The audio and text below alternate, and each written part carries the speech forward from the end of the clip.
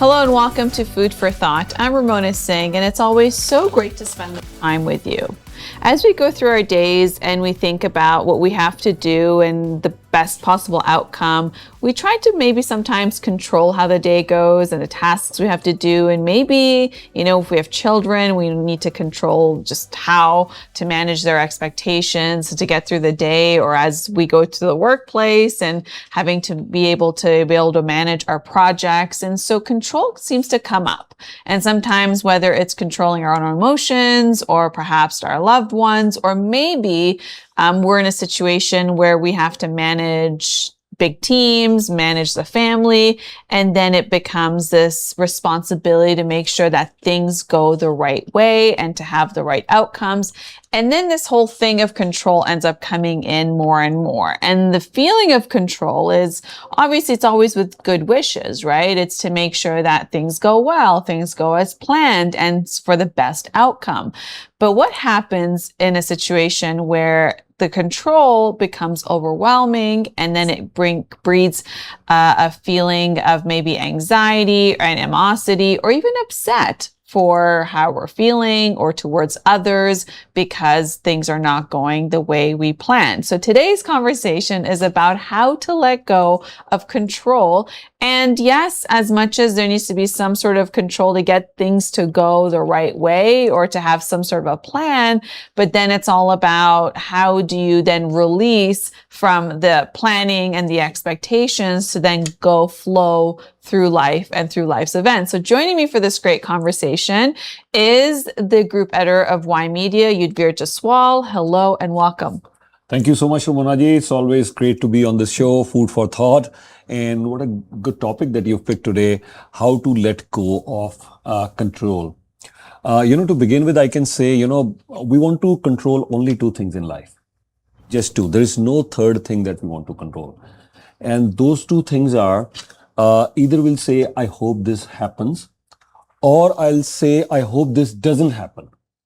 So when we're talking of control, there is no third thing that we want to control. So basically, when we're saying, I hope this happens, what does this mean? We're trying to control the outcome. Or the other thing, I hope this doesn't happen. Mm-hmm. The common thing is that in both the outcomes, we want things to go our way. And that is exactly what we're going to talk. We want to control the outcome. It could happen our way, right? Or it may not go the way we wished or the way we planned. So how do we let go that? That is, I think, very important. And I'll start with, since you mentioned this, Shri Bhagavad Gita ka jo saar hai, I'll say this in Hindi and I'll say this in English as well. That says, karam karo, phal ki chinta mat karo. So when they say karam karo, phal ki chinta mat karo, so that clearly means let's do our karma. Let's do our part and don't worry about the outcome. So that's, if in one line, if somebody wants to say that, what is the crux? So this is the crux. Karam karo, phal ki chinta na karo. So karam karo, let's do our karma. Phal ki chinta mat karo. So, but it's easier said than done, because these two things we always want to control. I hope this happens. Oh my God. If this happens, wow. And I hope this doesn't happen. So how do we let go that? I think there are many people who practice that. And there is a method to that. And this is again a very subjective thing. Not that there is one particular path to it. But I think if we start practicing enough, and if we optimize our thought process, when I say, and this is a term I've always picked up from engineering, if we optimize our thought process, I think it's challenging, but not too difficult, how to let go of control. Ramona ji. Yes. And the main thing here is that when we go into feelings of wanting to control things, it goes from I hope to I have to. Let's make it happen. I have to, this has to happen, right? And when you go into that full drive of like, we're going to make this happen, or this is how it's going to go, and here's the plan, then it creates a lot of resistance, right? And when there's resistance, there's a saying of, what you resist will persist. Right. So let's take a few steps back. Right.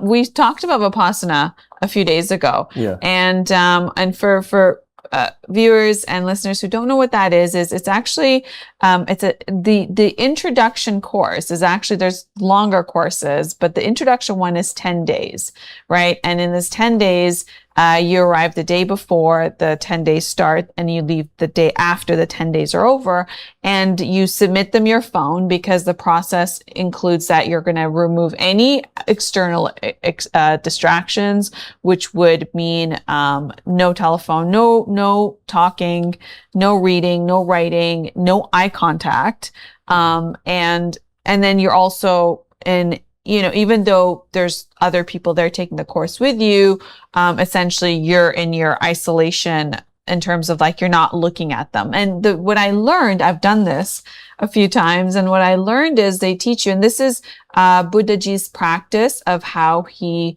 was able to reach nirvana, enlightenment.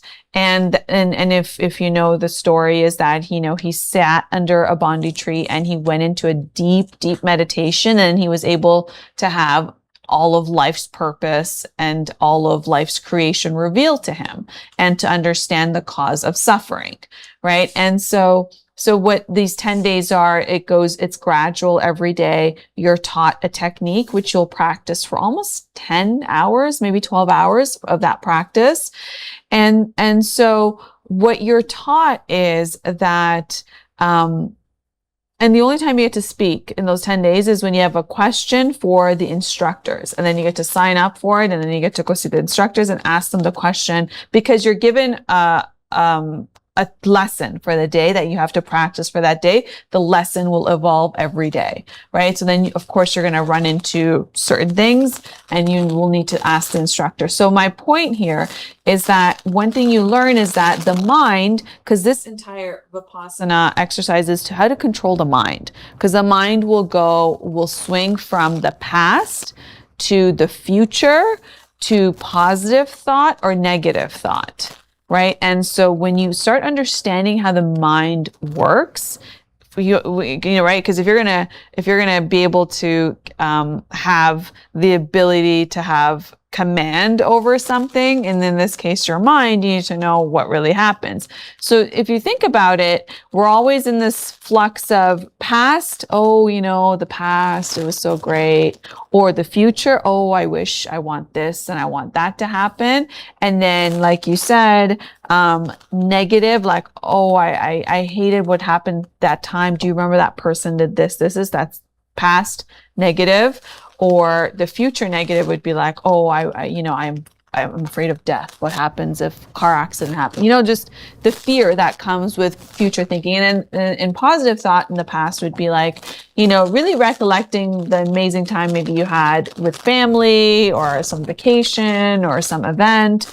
Or in the future, it could be, I want to do this with my life, whether it's grow your family, or whether it's with your work, or whatever it is in the future. So what I mean to say is that rarely, almost always, never, or very few in between, are we present in the here and now, because the mind does this pendulum of past or future. So the whole point of when you do meditation, and in this technique of Vipassana, and if you ever stop and you do like 3 deep breaths, that actually brings you to the present, because you realize, I'm breathing, right? When you focus on breath, it allows the mind to focus other than swing back and forth. And so what happens is, if we're not in the present, then we're actually missing our existence. Right? Because the mind could virtually be anywhere at any time. And so are we really here right now? And are we really in this moment? And it doesn't have to be like, we think if we're on our phone and we're scrolling, we're in this moment. No, we're actually in a hypnotic trance of watching content. It's not being present. It's totally different than being present.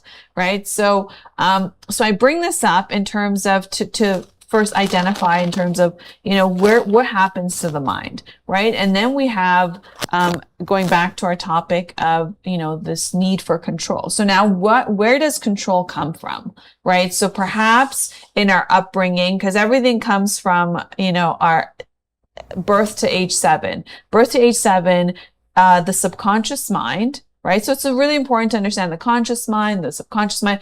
The subconscious mind is actually absorbing everything that it sees from its immediate family. So you're born into a family, immediately the subconscious mind gets trained of, okay, you're a woman, you're a girl or you're a boy.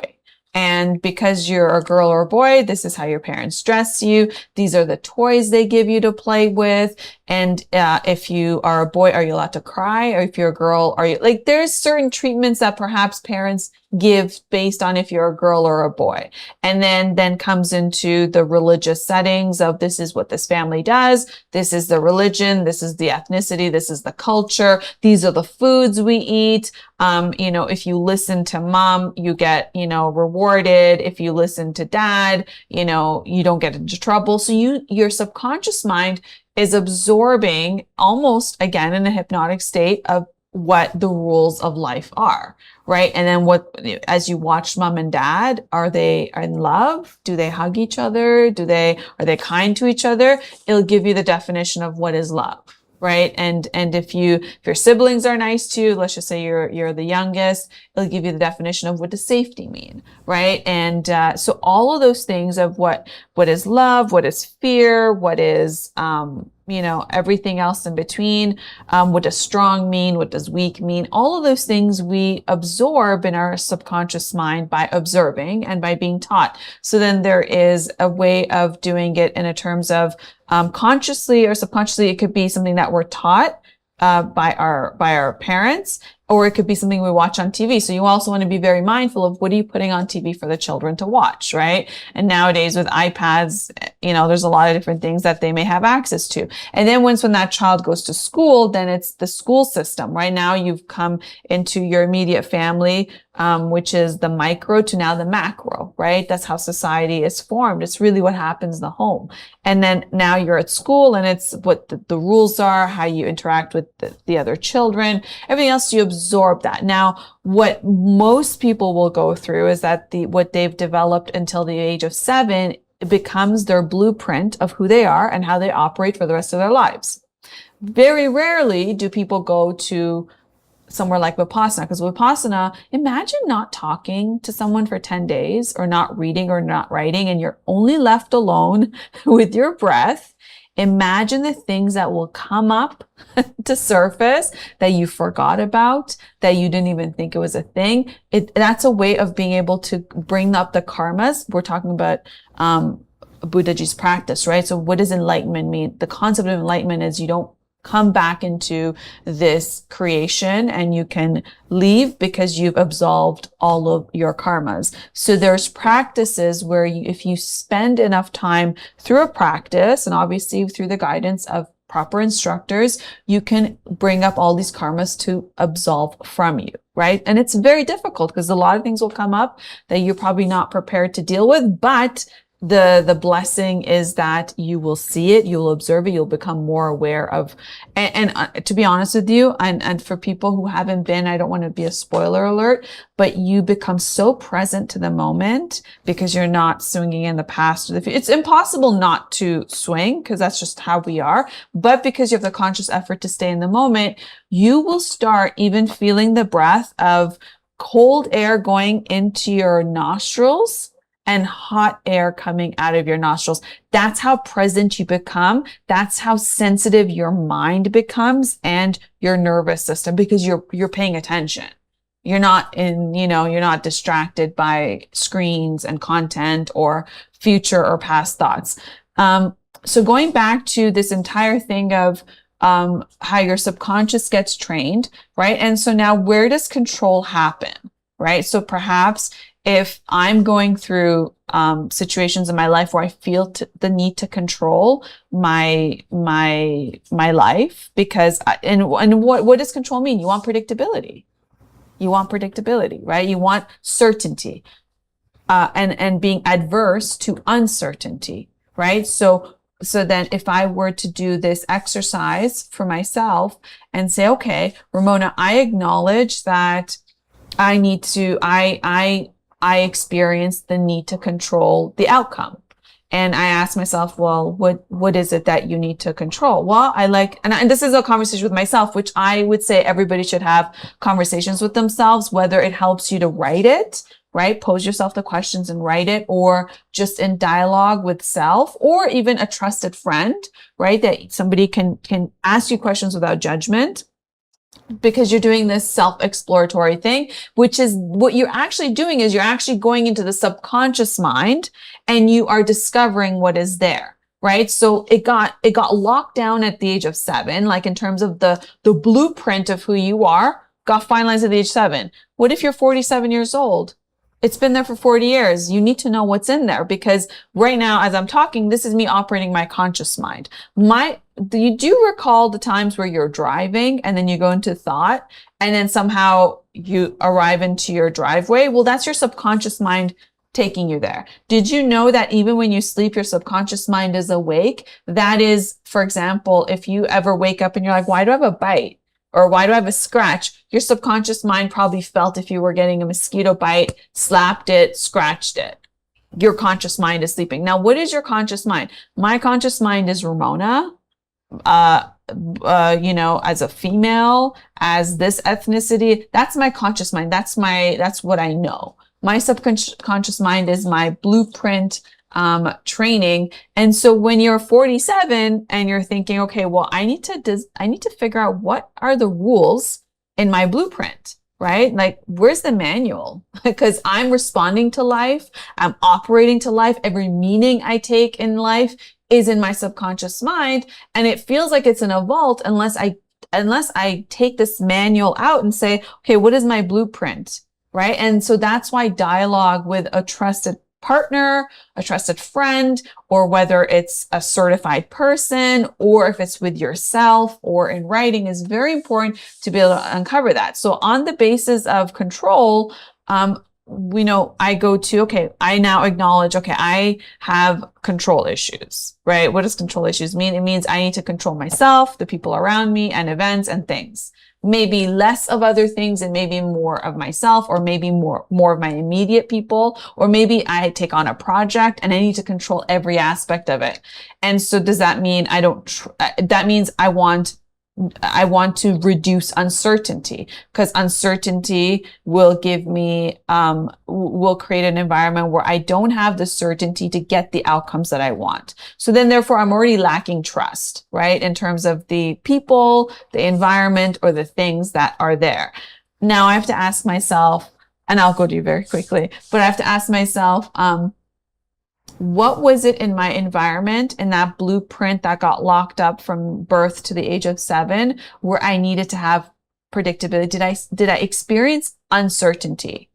Did I experience an environment where maybe there was a little bit of chaos, and that created uncertainty, and therefore it creates fear? Right? Or did I get into trouble if I didn't, was there a concept of perfectionism in my family, where I had to have a certain outcome for me to get that love? Now, there's a few things that we can go into exploring, but it really has to do with, like, what is the underlying reason of why I'm uncomfortable with uncertainty, right? And I need to make sure that there is more predictability and more certainty. Are there experiences in my childhood, in those time periods, where I experienced that and it taught me, because it's your subconscious, it absorbs things. You're in a hypnotic state. You're absorbing your learnings in life, that taught me that if I were to do this to create a safe, predictable, and certain environment, then I will suffer less,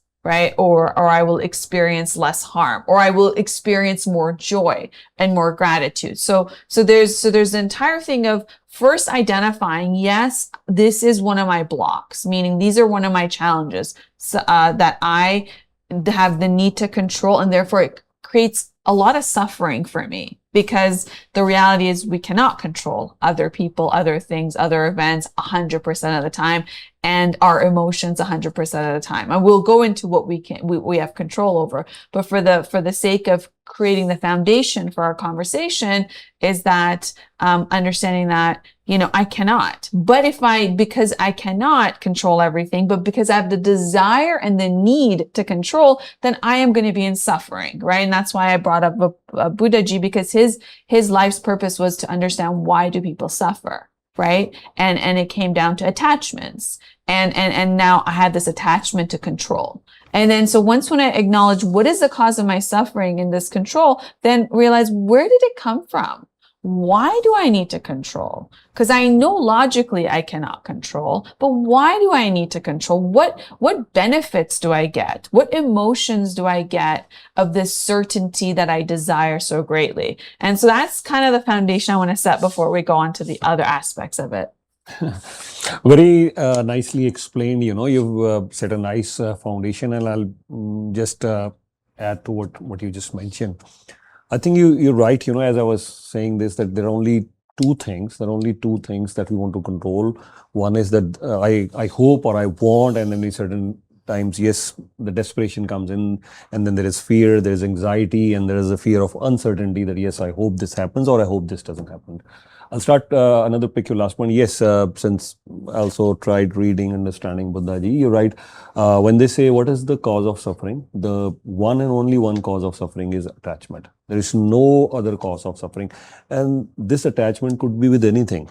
Like this attachment could be with our career. We could be so obsessed with our career, this has to do good. This attachment could be with our business. This attachment could be with any relationship. So there is no other cause of suffering. We're all human beings. So what happens is, like, there was a time when I was really obsessed, if I may use that term, obsessed with my career, to the point that, yes, I want to make it big. So right from my teenage time, I always told myself, and maybe that fueled the obsession in me, that I want to do something really big. The other thing that we always feel, because yes, we're all very sensitive human beings, and most of you who are very sensitive, deep down your heart, in relationship also, it will, we would want that, yes, this is how our relationship should work. The attachment is there. So what happens is, I've mentioned this earlier as well, that yes, while we're in our school, in our teenage years in particular, or even in our mid-20s, or even in any part of our life, we're in 40s, 50s, 60s, 70s, or 80s, or 90s for that matter. The attachment, I'll start with relationship. The attachment there, yes, this will bring some sort of anxieties. This will bring some sort of challenges, but it'll definitely fuel a lot more if we try to control the outcome. So first things first, I think, how do we then overcome all this? I think first things first, let's zoom out a bit. And I think I started believing this, and this is the change came in me after watching Buddhaji, and then I sat down, then I read so many other scriptures as well. So after all this and a deep introspection, I clearly realized one thing. I said, you know what? This is destiny. This is luck. I don't know how much a role a destiny plays, how much a role a luck plays, but the only thing that I can do is do my own karma for everything, starting from personal relationship to business to career to everything. So the only thing that is within my control, what I can control, is my karma. This is what I can do. And let me do my karma and leave the outcome, because actually, what the challenge I faced, I realized, is that I never had this challenge. But when our relationship with our God, maybe we are fighting or questioning God, that is the time this would seep in, and you don't know. But the moment my relationship with God, because of Buddhaji and other things, the bond grew stronger, I said, fine. I'm at peace with everything. Whatever happens in my business, there is no desperation this should grow. No. I'm still doing my part. I'm still planning. It's not that we stop planning, everything. No. You have to, you have to plan your life in all aspects of your life. If we want to optimize, or if I may ask, are we really, and actually we should ask. I continuously ask this question. I've been asking this question all the time. Am I really? Because Yudhvir Jaiswal will not come on this planet as Yudhvir Jaiswal. I'm not claiming here that, there is a post-life thing, life after death. I don't know whether it's yes or no. So I'm not 100% sure about that. But at least one thing I'm sure that yes, Yudhvir Jaiswal will not come in the same form because Albert Einstein didn't come, Ramona ji will not come in the same form. So how do I optimize my life? I have this. What I have is, all I have is my life. And you're right. When you said this, what is life actually? What is life? Life is not 10 years from now. I'm planning in decades. This is what I always tell myself. But more so, life is this moment. Life is the time when Ramona ji was talking, I'm listening, I'm thinking about this. Why should I bother about what's the time after 1 hour I have to do another show, or what's happening in the evening, I'm going to watch movie today, or I'm going to have dinner today. I'll think about that time later. So when I'm watching the movie, then I'm watching the movie in the evening. When I'm having dinner with someone later in the evening, I'll think about that. But right now, here I am doing this show, Food for Thought. So I'm fully present over here. I'm even savoring, this wooden table. Wow, it's nice. I like the table. I like when Ramona ji is talking about this. I'm looking at the lights. I'm observing. I'm here. I'm present in the moment. To the point, I learned this from Buddha ji that when I'm having my food, I won't say 100%, but 9 out of 10 times, I don't want to watch TV. I don't want to watch anything. I'm focused on my food. And this has really helped me. As much as I thought about 10 or 11 years, while I'm having this food, when Buddha ji said, he said it in Hindi, I was watching a Hindi show, he said, narangi kha rahe hain, right? If you're eating anything, just focus on that narangi. So I said, okay, let me try this. So because I wanted to try this, because even Buddha ji says this thing, apna deepak swayam bano, and choose everything on the basis of logic. If a religious book says something, read it, but तर्क की कसौटी पर उसको सही उतारें उसको, ठीक है, तो लॉजिक देखें. So I said, what is the logic behind this? Focusing on food right now, not worrying about. So when I adopted this habit, so like my mom and my sister, they were recently visiting from Australia. So whenever we sit together, I said, let's leave the TV, or yeah, we can go and watch movies, or YouTube right now is playing, or TV is playing. So can we lower the volume, or possibly even we can switch it off, because I want to feel that my mom is here, my wife is here, my sister is here. So I want to feel this moment rather than really, okay, we're watching TV and my mom is sitting there. So she can watch TV by herself. I can watch TV by myself. Unless we're going to watch a movie together, which we're all enjoying, and that's a different thing. So for food as well. So to let go is not like, it's not a course, it's like in every aspect of our life when we say how to let go of control. And I clearly realized 3 things. Number 1, in my life, when I look back, 99% of the things that I was worrying when I was a teenager or in mid-20s, or even now. So now I don't worry at all. Not at all. Yes, I'm a human being too, So, but 99% of the things that we would worry that this is going to happen, this is going to happen. In a year's time, 2 years' time, or 5 years, try that with yourself right now. Whoever is thinking this is 99% of the things will not even matter, let alone, worrying or planning anything. They will not even matter to you after 2 years, 5 years, 10 years. What I thought about when I was a teenager or in 20s, 30s, no, I don't even think about that. That's number 1. Second is, I clearly believe in the plan of God. So whatever this, if you don't believe in God, believe in nature, believe in universe. The water I am drinking from my grandmother, she used to tell a very good thing, So at home, we make pinnies. At that time, we would make pinnies. And in pinnies, there are so many ingredients. So she would say, whatever ingredients are in this pinny, they grew up somewhere else, then they were harvested, and then this was made, and here it is on our table now. So when this seed was planted, this pinny and all those things grew up at different things. These are multiple things that grew up different things, and here it is on our table. Because on that seed, it was written at one time it will grow up, and then here we will be having it.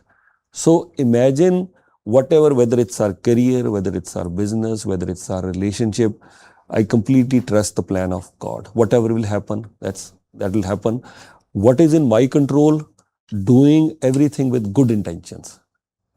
Another aspect is, what has really helped me, 2 more things which have really helped me is, in letting go of control. Actually, I was never a control freak, but calming and living at peace. Because I think peace is more important than happiness. We can't be happy all the time. We are happy most of the time, but peace is most important. So we cannot attain peace until we keep on trying to control everything around us. So what has really helped me is, one thing that my purpose of life has to be bigger. I'm trying to control, if at all I'm trying to control the outcome of these smaller things, then, I'll be stuck. So my purpose of life has to be much, much bigger, a larger than life sort of thing. I have my own, you pick your own. I have my own, whether it could be like my mantra for my new year, to love and be loved, to do anything for others, live in gratitude, whatever your mantra is, whatever suits you. It's a very subjective thing. So purpose of life, once it's bigger than our day-to-day routine, then I think that has really helped me. The other thing which I believe is, how many people do you have who can say, because of you, their life has changed for good? How many people? So are there 5 people who can say, you've touched their lives in a way that really their lives have changed for good? Not everybody is going to be happy with you. Anyway, that's for sure. So, and actually, you know what, that's the short way of, being unhappy, trying to please everyone. If we're trying to please everyone, okay, fine, at the end, we'll be left by ourselves, not really at peace. So, but one thing we definitely should validate, this is a much bigger purpose of life, that how many people can really say, if Yudhvir is doing something in life, how many people can say, Yudhvir, you are a blessing in our life? If not that, you've inspired us. If not that, even when you complimented me the other day, I thought it's good. People see the potential in you even before you realize the potential by yourself. And certain times, if you are realizing the potential in yourself, when others say, it helps us a lot. That, oh, wow, you're really good. So believe in ourselves, believe in the plan of God. And I think all these things group together, we can, it helps us. And I think and whatever I'll say on any of these food for thought shows, I will only share it with my experience. That's something I try to do. And it has really helped me. Ramona. Yes, that's beautiful. Thank you for sharing that. So how I can say is that there is a law in this universe, right? It's not random. And I'll come from a place of that I believe in God. And we're here to experience everything. Our soul comes on earth, right? It's not a random accident.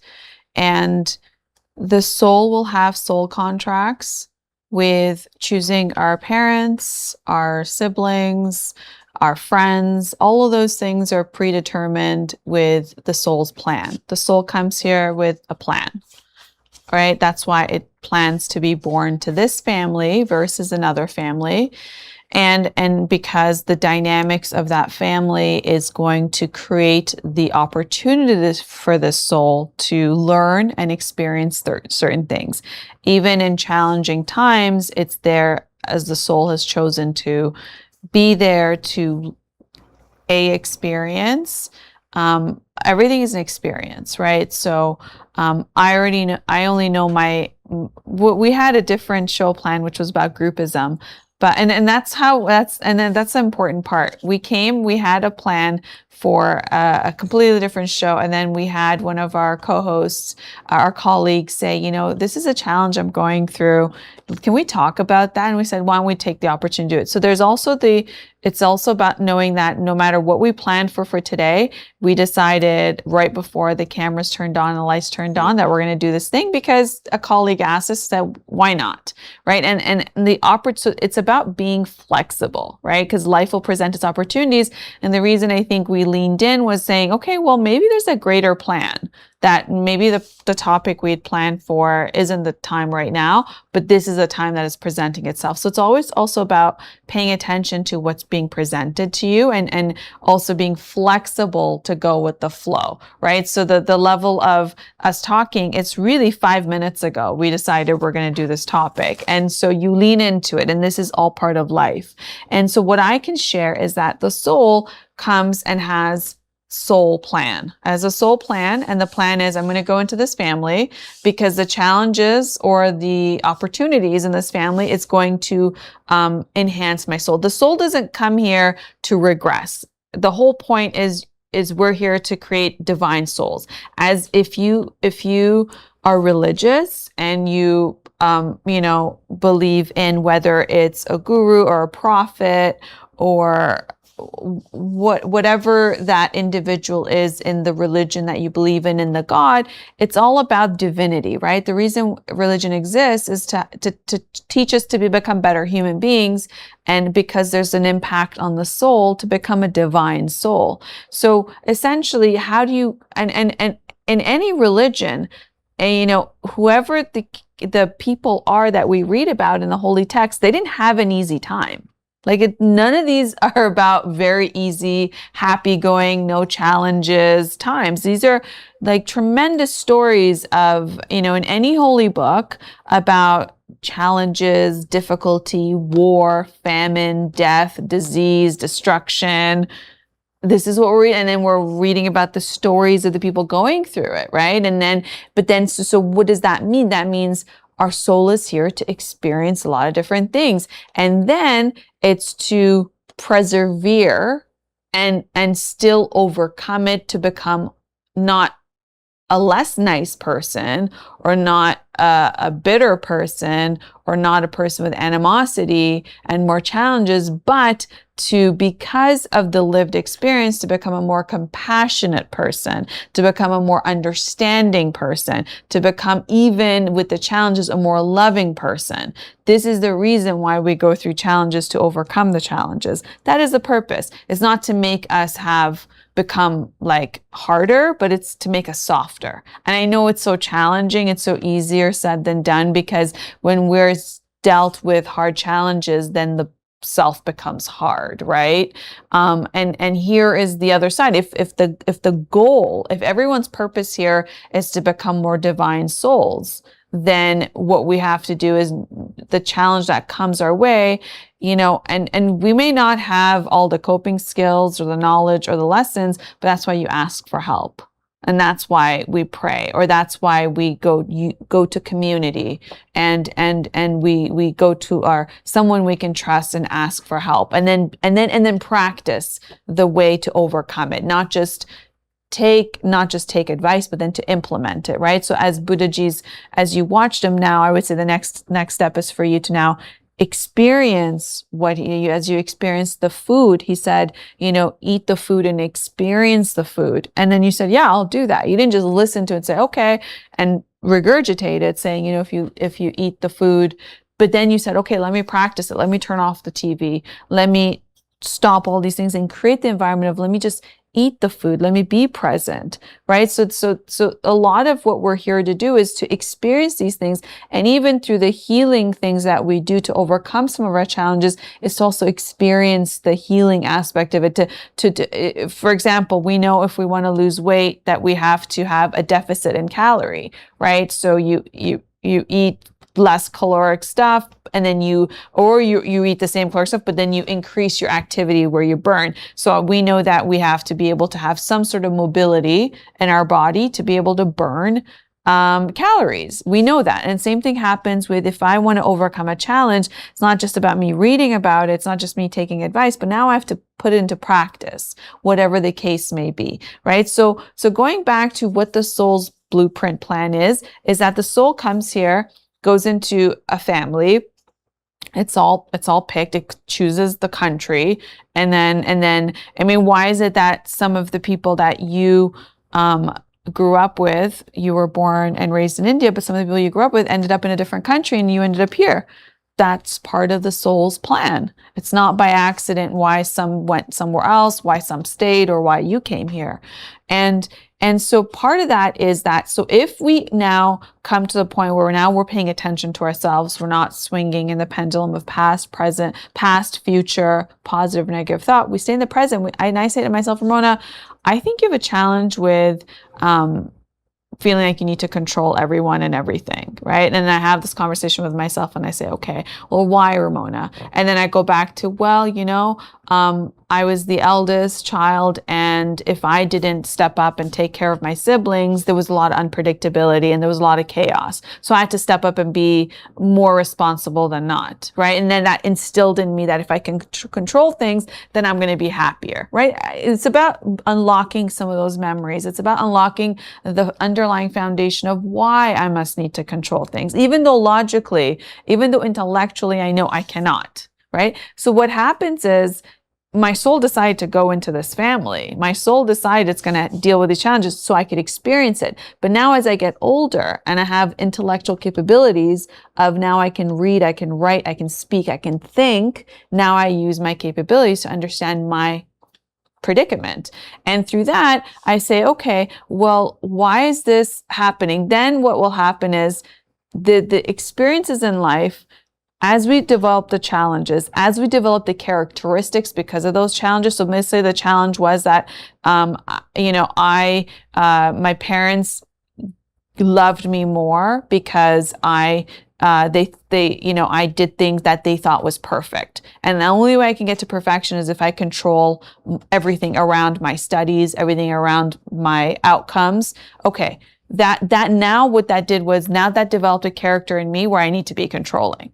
I'm just coming up with scenarios, right? Just play along here. And because now I've developed this character of having this control need, and now I assert myself. So now when I'm feeling controlling, do I now assert myself on other people? Do I tell them where to go? And don't ever use this. This is the Saturn finger. This is the fire fingers. That's why we don't point it at anyone. That's because that's where conflict begins, right? So do I assert myself on other people? Do I speak harshly? How do I assert myself? Do I ask nicely? And if they don't follow my plan and my goal for them, do I then get very confrontational? Do I raise my voice? Do I bully? Do I intimidate? Right? So those are some of the techniques. It's about watching yourself, right? And then, or do I say, if you do this, I will get you that? Do I then, what's that term called? When you tell a child, do this and I'll get you your favorite snacks, it's called,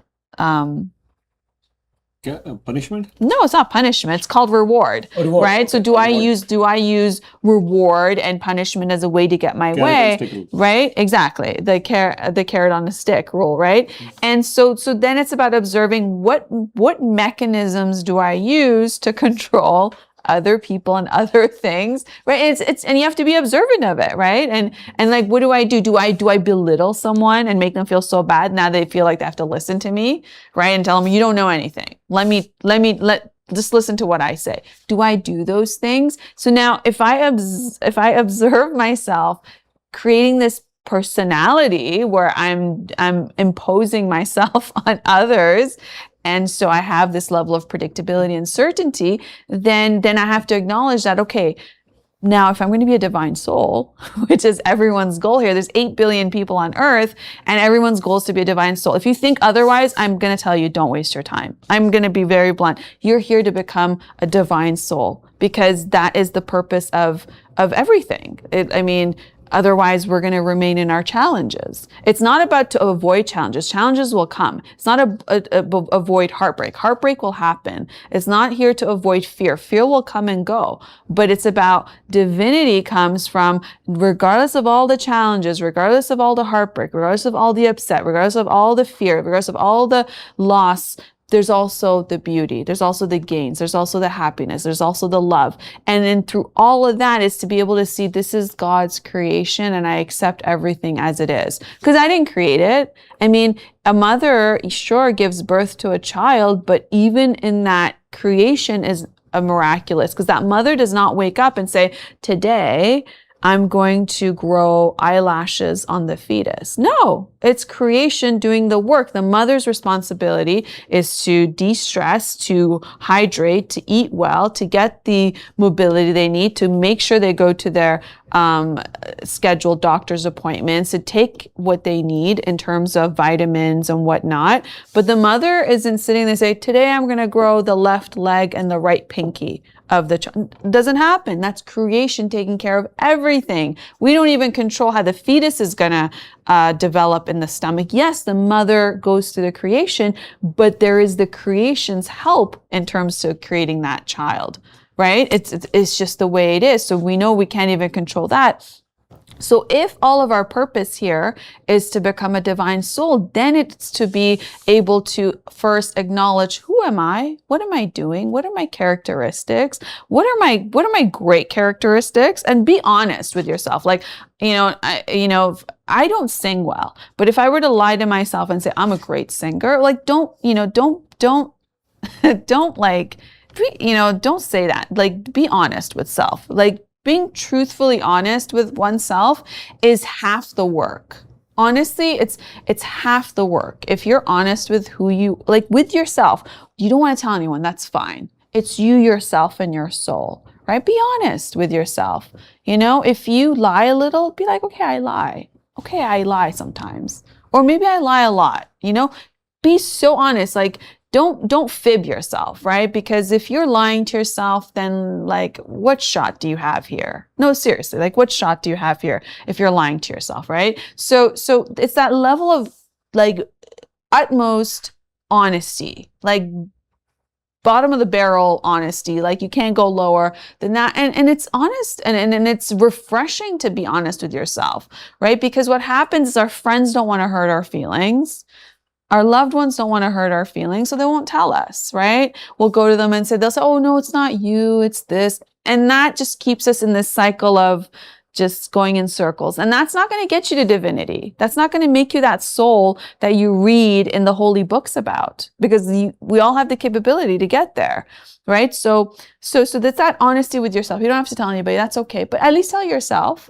And then look at, okay, this is my challenge. Let's say control is my challenge because it's the topic we're talking about. What things do I do to control other people? Okay. And then myself, how hard am I on myself that I need to control? And if I can't control, maybe I cancel everything.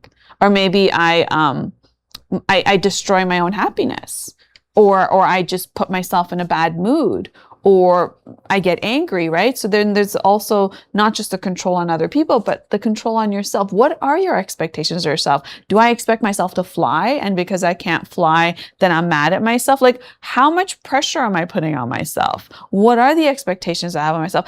And the better question is, where did these expectations come from? Are they mine, or did this happen to me when I was until from birth to the age of 7, and my parents said that I should be an astronaut, and I don't even know physics?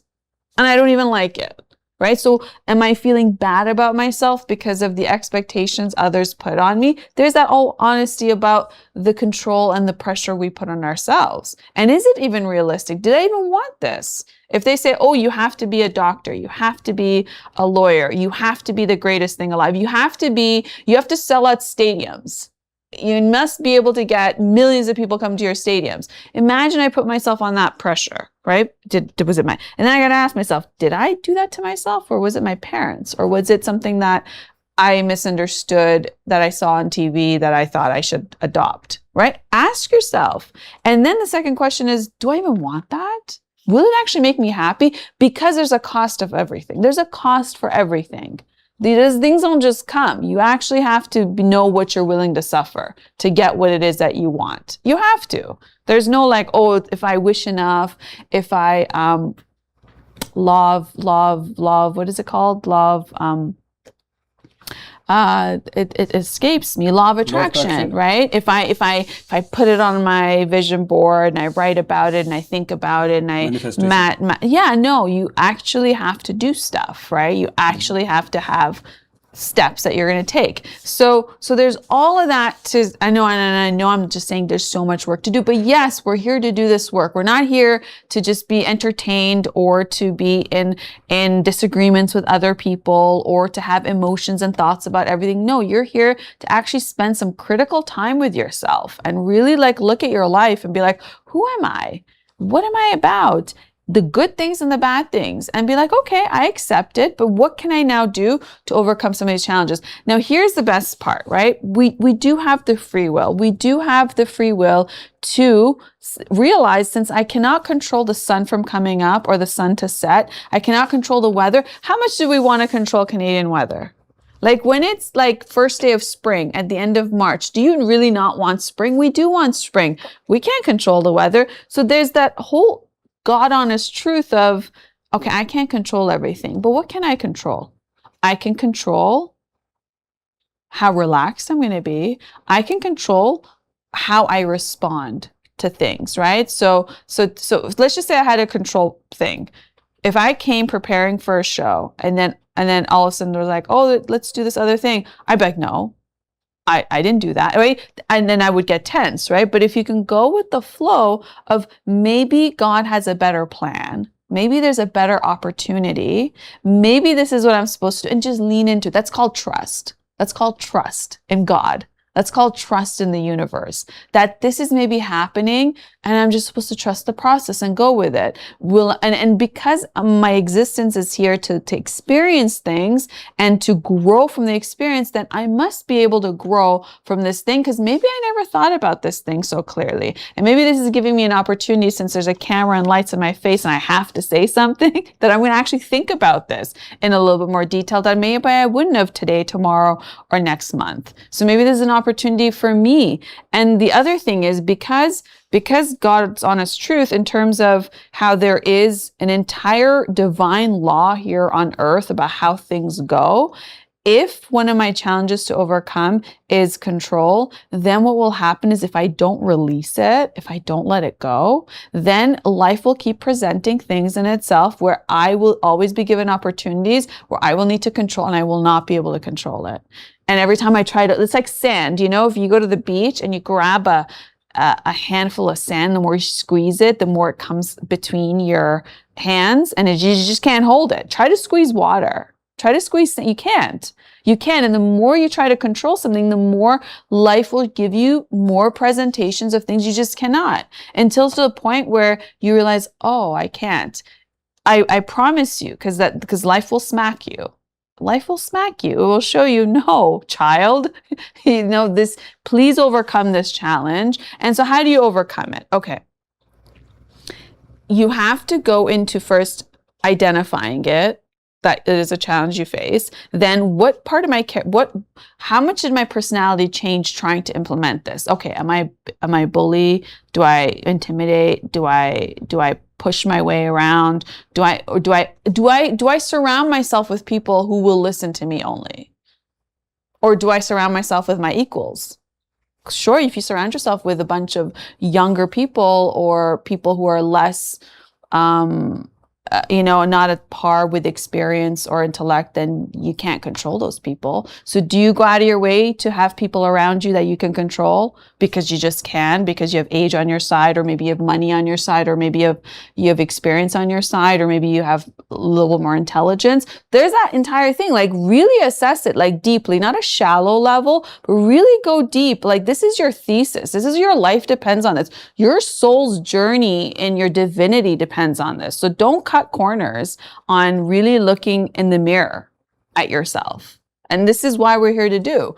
And so as you go through that, you realize, oh, if any of those things come to surface, because we may not become aware of it. We maybe should be doing it because this is what we do, right? And as soon as we become aware of what we do, then there's the repentance. Oh, I'm so sorry. I'm so sorry. Right? Because as soon as you realize, you may not realize, but as soon as you realize, and as soon as that truth kicks in, you realize, when that kicks in? When you do Vipassana, when you have no distractions in the world, all that truth just kicks in. When you meditate, when you pray, when you are in silence, and for long periods of time, imagine 10, 12 hours a day for 10 days, all of that truth kicks in right in your face, smacks you. You can't escape that. You cannot. Why do you think that the biggest punishment on earth is to go to prison? Worse than punishment in prison is solitary confinement. Why is that the worst thing? If we were supposed to be by ourselves, on ourselves, then why would the worst punishment in human history, in our existence, would be A, going to jail? And then worse than being in jail is to go into solitary confinement where you're by yourself in a room with maybe 1 hour to get out to do some exercise or something, or maybe 25. Do you know the mind will regress? That's the worst punishment. So imagine if you're left on your own, the things that come up. And I would say, take on the challenge. Take on the challenge of, I'm not saying go to prison or to solitary confinement by, doing a horrendous crime, but why not on your own time, take on the challenge to get to know yourself, see yourself the way you ignore to see yourself, because it's so much easier for me to pick on everyone else and talk about everyone else's bad characteristics and how this person did this wrong, this person did that wrong, this person did, than to look at myself. And I may not even be aware of half of my bad characteristics because I didn't even give myself the opportunity. So how am I going to get to divinity? How am I going to get to divinity unless I do these things? So I maybe I'll break right now, or should I keep going? You can keep going. Okay. Yeah. Okay. So what I want to say is, okay, so if we go back to control, because I want to go back to topic, is so if I experience it, then I must know that when things are not going my way, I must probably first experience it in the body. The body never lies. The body will always be honest with you, okay? So as I'm losing control of something that I want to control, because now I've identified that my happiness and my certainty and all those things rely on me controlling something. Okay, so then as soon as I feel like I'm losing control, because now maybe I see a challenger. Okay, I see somebody who's going to challenge me, or I see some other factors I didn't even consider that are now playing in, like, unforeseen events or people or things. And then all of a sudden my body will probably get a little tense, and I'll probably, my shoulders will get like this, or maybe, I'll sense some sort of friction in myself, right? Maybe do I heat up? You must be able to be observed. And that's part of Vipassana. You're going to be able to focus on your body, right? And what's happening in your body. Am I getting tense somewhere? Am I not? So that level of self-awareness is very important. Okay. So as soon as you realize this is coming up, take a few breaths. Disengage, take a few breaths, because you've decided, remember, that you're not going to be controlling, because the saying is what you resist will persist. If I resist wanting to overcome my controlling nature, then life will show us opportunities for it to persist, for me to keep dealing with it till it gets worse. That's what life does. Life gives you an opportunity to overcome a challenge. And that's why you're like, what happens is, by mistake, we think like, oh, life is hard because look, this has happened. No, that kept happening because you were supposed to choose different. Because you were supposed to overcome, in this case, wanting to control everything. So more things will come where you just can't control it, to the point where you realize, I can't. All I can do is control how I behave, or how I respond, or how I'm going to deal with this. That's all I can control. So as you feel it, your body will show you, it'll happen. So that's a good indicator. Step back. Don't lean in. Don't double down. Few breaths. Now I would say you got to pray. You got to have a practice, just like how we eat breakfast, lunch, dinner, because our body needs food. Our entire soul, our psyche needs tools as well. So whether it's a prayer that you're going to do, whether it's a practice, and I would even say you do these things outside of getting it. Like, the last thing you want to do is when the pressure hits to do it. You want to be doing these prayers and meditations or practices even when you don't feel these things happening. So just because we got to change. Change is now going to be part of this, right? We got to evolve. Change is not bad. Evolving is part of, how would I go from my challenges to being a divine soul? I got to evolve. So that's that. Evolving means changing certain things. So as those moments come up, then you're going to then definitely take a few steps back. You're going to do your breathing, settle back into your body, right? And then you remind yourself, okay, well, I don't control this situation. I can't control those people because I'm not God. I didn't create them. I didn't create this universe. I didn't create this grass. I didn't create this mountains. I didn't create the sun. I didn't create the clouds. I didn't create the river. I didn't create the ocean. I didn't create the birds. I didn't create the horse. I didn't create the dog. I didn't create the cat. I didn't create any of this stuff. Okay, maybe the flower I planted, it grew into a flower, but I didn't even create the seed. I planted the seed. And the flour I poured in it, I didn't create the flour, I didn't create the water. The food I made, okay, I made the food, but did I actually grow, the onion? Did I grow the garlic? Did I grow the potato? I didn't grow any of those things. And even if I did grow it, I didn't grow the seed.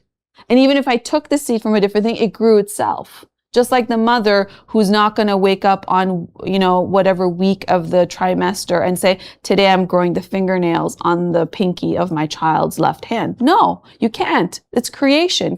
So then you remind yourself, I didn't create any of this. How can I didn't give birth to this. Even if you give birth, you don't create it. It's creation creating it. So when you come back to your reality of, I didn't create any of this. How can I control it? I don't even control when they were born or when they're going to die. I don't control anything. Why am I going to control this situation? You remind yourself the God honest truth of what is reality, what is really happening. Set the expectations to very realistic terms. Go back to prayer, because I promise you, the more we try to go push our boundaries, life will smack us and show us the God honest truth. So this is what I have to say. And so the foundation to everything is take the time out, get to know yourself. You don't need to know what actor got married to whom, when, what, how, what politician got elected, what year. You don't need to know those things. You need to get to know yourself. Before you even get to know your partner, right? And you say, I know my partner. No, get to know yourself. You have to get to know yourself. How else are you going to become a divine soul if you don't know half about yourself? Because you refused to look or you didn't pay attention. And that's fine, because it's in the subconscious. Subconscious is a blueprint that was written till the age of 7. So now I got to spend some time thinking about what happened to me till the age of 7. But yes, do it. Even if that's why you take courses. That's why you go to workshops. That's why you take those self-help books and you do the work, the exercise in the books. That's why you go maybe to a therapist, or you're in a group, a healing group. That's why we have good friends. That's why we talk. That's why we read. That's why we're here to do this work. And the floor is yours. I was enjoying every bit of it, and thank you for laying this out so eloquently, and this is how you always do. Thank you for that. We're all, just picking again points from what you just discussed, we're all in our different stages of life. As much as, there is, I think so, and I don't want to set a premise here that we all should have a purpose of life, or there is some higher purpose of life. But I think so, if we are on this planet, I believe that yes, there is a bigger purpose of life. And whichever stage you are right now, whether you're in the stage of, as Ramona ji mentioned, becoming a divine soul, or whether you are right now, the day-to-day things, if those challenges, and you think, I need to let go some of my control. I think the process is quite similar. And I'll talk about, I did do my research that yes, whether I should try and become a divine soul, because you're right, in the final episode when I watched Buddha ji for the first time, because I was quite intrigued. Now, as much as I did read about Buddha ji, but I wanted to know, how did he attain enlightenment, whether enlightenment should be attained or not? What did Buddha ji actually think about God? And let me leave this for some other day, because you'll be very surprised to know what he thought about soul, what he thought about God. I'll just give a brief hint over here. During his entire period when he was alive, he never created a single idol of Buddha ji. There was no such thing when Buddha ji was alive. But after him, we made him God. That yes, Buddha ji was God, and we've created so many idols. So I don't want to discuss whether what was right or wrong. But what I'm saying is that I also tried to understand that what did he mean by what do different religions say about soul? What do different religions say about life after death? What do different religions mean by enlightenment, nirvana, moksha? Do we really have to get out of this cycle of life and death? So there are different things in that zone, if we are in that area. But even if we are facing challenges, if you are in school right now, the immediate thing that could be worrying us, am I going to pass or fail? I still get nightmares on that, which is a very normal thing for you. For many years when you leave the school and the college. So when I was in my engineering college, even today I get nightmares that yes, not recently, but few years ago, I would do that. That yes, I'm the middle of an exam, and especially the exams from the electronics, because I was in mechanical, but later on I realized there are a lot of subjects regarding electronics and electrical as well, and IT as well. So we had to clear all those exams, and here we are, 3 hours, trying to clear, and suddenly I would wake up and realize. So which is perfectly normal. The only thing is let go of the control. Just focus that yes, I can study well, I can work hard, and then don't focus too much on the outcome. So and this way, I think we can practice letting go of that fear, of that anxiety. Very similarly, after that, the immediate other thing is, especially we are so digitally plugged in, so we think what others think about us. Or as Monaji is mentioning, is that somebody is bullying you online or even in person as well. So uh, it's their thing. And I remember you said this about 4 or 5 years ago. If someone is targeting you, then it is something in them. That's why they're targeting you. I think 5 or 6 years ago in that room you said this thing. So I said, how's that? But then I started reading and analyzing it. I realized you were right, because if someone is targeting you, that there are only two reasons for that. Either they want to become you, or they're jealous of you. There is no other reason that somebody would target you. So if you are a teenager right now, or in your 20s, 30s, 40s, whatever age you are, let go that. So we're talking about let go. Let go. They can talk bad about you. They can talk good about you. In this day and age, I'm not sure, Monaji, you think about. I know many people think about staying young. It's important, but more than worry about how can I stay young, or and I learned this from you as well. You said one day, you said this, I don't fear death. I said, here is a person who doesn't fear death. So I started thinking that, do I fear death or not? So in this day and age, when we are focused on trends, when we are focused on our appearance, when we could be focused on our outcomes, on death or whatever, I think we should ask ourselves. I agree with Ramona ji, that what is my value? What is my value? Now, when I say what is my value, do I want to associate my value with my career, with my relationship, with my money, with my looks, or with my health? We all will face challenges. We've seen youngsters, 24 years old, dying with heart attack on a soccer ground. We've seen multiple occasions. These days, there's lots of articles, 35 to 55, they're dying of heart attack. A CEO, one of the youngest CEO, okay, fine, the age was 34, fit, the best, in the pink of their health, and suddenly they die of heart attack. So challenges would come, whether they are financial challenges, challenges in career, challenges in health, challenges in relationship, they all will definitely come. And I think the best way is, as Ramona said, do your part and trust the plan of God. So I'll sum up on this thing as far as the spiritual aspect is concerned. When I started thinking about that, reading about that, why are we on this planet? What is my purpose of life? Does soul exist or not? And what actually is soul? That's also, I try to understand. And if you ask me, there is no definitive answer to that. Zero. Absolutely zero. You can read Spinoza, you can read Plato, you can read Buddhaji, you can read the Hindu philosophy, whatever I tried, what is it? Is there a definitive answer to what is soul? What is there life after death? When I read all those things, I said, again, this is my conclusion, and I could be horribly wrong. And this is another thing. I think the most dangerous two words that I've realized is I know. And the best words I think I could come across, I do not know. So throughout my life cycle on this planet, I'll try to keep on learning. And that's another way of letting go. Letting go, that when I thought, what is my purpose? So I said, let go. Yudhvir, let go. My purpose could be to become a divine soul. My purpose could be moksha. My purpose could be enlightenment. There could be life after death. So I don't want to claim anything. So I don't want to say I know. No, there is no claim as such. There is no such thing that I know.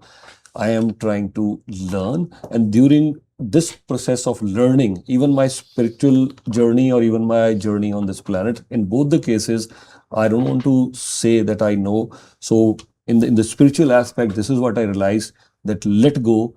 These are all bigger questions which I do not know that much. But yes, read, because it's only through wisdom.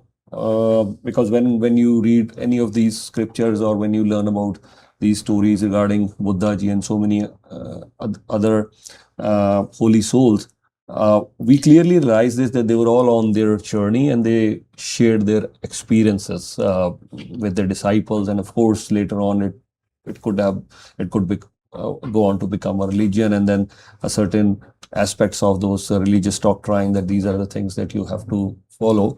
But at the end of the day, one of the things, as I mentioned earlier, I may not be saying this right, so I'm already saying this, but whatever I realized, so apna Deepak swayam bano. So just enlighten yourself, choose your own mark, choose your own path, whatever you think is right, do that. There is no set guidelines, no set rules.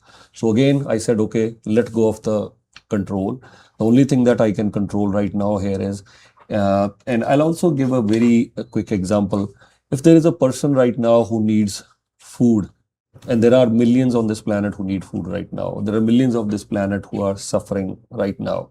And I've heard many people, many big stars, when I listen to their interviews, and many of the big stars in their interviews, they mention this: it's not my job really to, I'm an entertainer. So how can I get anything better on this planet? Which is great. I'm not judging here. I'm just sharing some thought here. But I think that yes, I may or may not be able to do something. I'm not trying to say this I am doing, but I think if I can do my part, that will help me in letting go control of so many things, the day-to-day mundane things, or the shallow things that I might. I'm talking about shallow things from my perspective. I'm not trying to judge if anybody is having those things, that these are the shallow things. I'm just saying that, rather than me worrying that, Yudhvir, how much money will be there 5 years from now? Of course, I'm planning for that. Not that I don't plan. I'm planning every aspect of my life. I'm planning, but not really getting desperate that, yes, this is my career, this is my business, this much money I should have, this is the relationship, or even spiritual aspect, for that matter, that my spiritual journey, I should do this or I should not do this. So because I clearly see that there are millions of people right now who need food, and there are millions, when you're going to a hospital, and I've been to a hospital many times, when I go there, I see people, they're suffering, and then they want to be attended right away. Imagine if there was no doctor. Imagine if there was no equipment. You need equipment too. We need beds too. Maybe these might sound very shallow things when we're talking about the spiritual aspect, but this is how this is how I try to explain myself. If someone needs food right now outside, or even someone needs, I could pick up a phone, someone like has lost their loved one.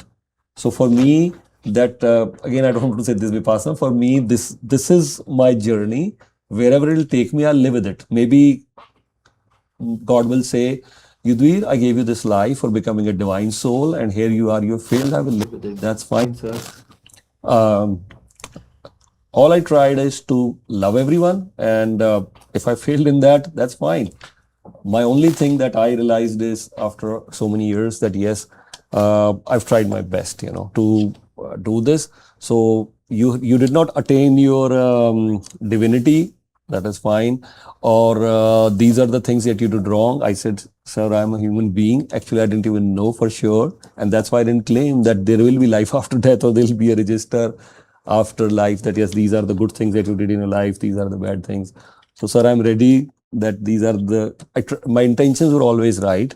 And I'm a human being too. So I let go everything, that whatever, so this has really made me really, lighter. I'm happy in this zone. I could be wrong. I'm mentioning this again and again. I could go horribly wrong. So I'm not here in a position to even suggest, let alone advise anyone. I'm just sharing. But this has really helped me, because If you ask me, would I get anxious? Of course I would. Would I get desperate? Of course I would.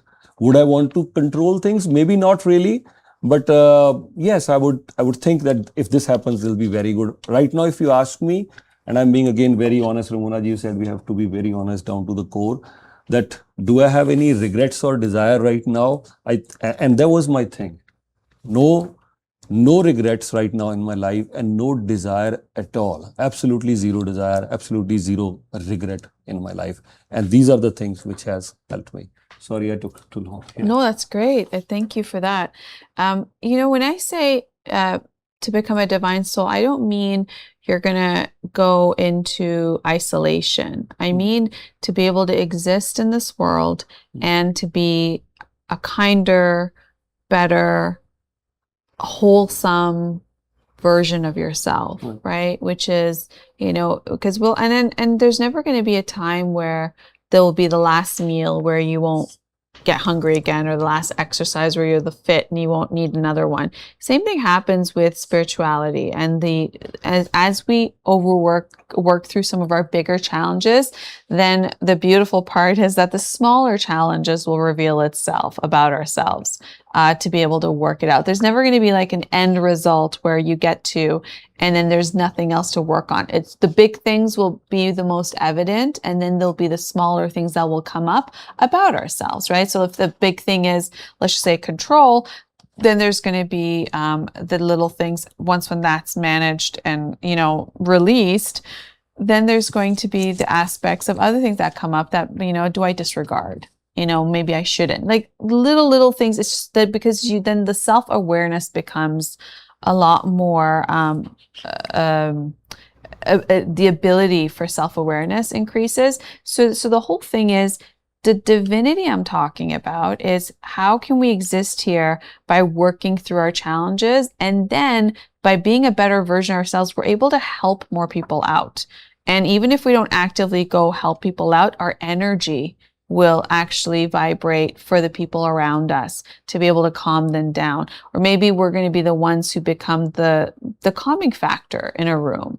Or maybe what it means is, you also, the more you work some of the stuff out and you release, actually the younger you will preserve yourself, because what creates, the frowning lines and what creates all of that tension, it's tension, right? It's the thoughts, it's the pendulum of positive, negative, past, present thoughts, right? And the cortisol that releases in the body when a person gets angry. Like there's a mechanism of the body breaking down when we keep exposing ourselves to certain ways and being rigid, right? And doubling down on something that we know we have to essentially overcome, right? And so that's all a really big part of it. So not to say that, everybody needs to go and become a holy person and go into isolation. No, actually, the opposite is what I'm saying is